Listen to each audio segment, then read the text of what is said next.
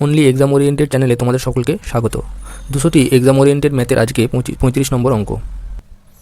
অঙ্কটিতে বলছে 90টি সংক্ষিপ্ত প্রশ্নের একটি পরীক্ষায় প্রতিটি সঠিক উত্তরের জন্য 5 নম্বর বরাদ্দ এবং প্রতিটি ভুল উত্তরের জন্য 2 নম্বর কাটা হয়। 90টি প্রশ্নের উত্তর করে একজন ছাত্র মোট 387 নম্বর পেল। ভুল উত্তর দেওয়ার প্রশ্নের সংখ্যা কতগুলি? এই অঙ্কটি আমরা খুব সহজেই করতে পারবো। আমরা এখানে দেখতে পাচ্ছি যে 90টি প্রশ্ন রয়েছে এবং তার প্রত্যেকটির মান 5। তাহলে টোটাল নম্বর কত? টোটাল নম্বর হলো 90 × 5 = 450।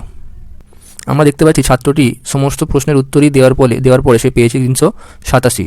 তাহলে সে কত নম্বর পায়নি? এটা বের করতে গেলে আমাদেরকে 450 - 387 করতে হবে। এটা করলে আমরা পাচ্ছি 63। অর্থাৎ পরীক্ষা দেওয়ার পরে সে 63 নম্বর কম পেয়েছে। এবং এখানে আমরা দেখতে পাচ্ছি প্রতিটি ভুল প্রশ্নের জন্য 2 নম্বর কাটা হয়। কিন্তু যদি কোনো কোশ্চেন ভুল হয় তাহলে তার 2 নম্বর কাটা যায় এবং সে পায় না কত?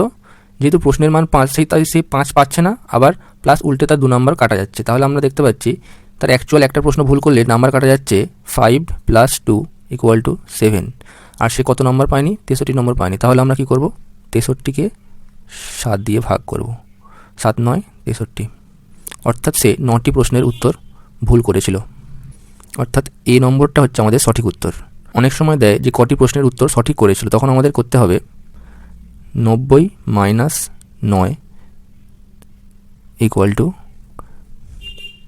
81। এটা আমাদের অ্যান্সার হবে পরে, যদি আমাদেরকে চায় যে কতগুলি সঠিক উত্তর দিয়েছিল।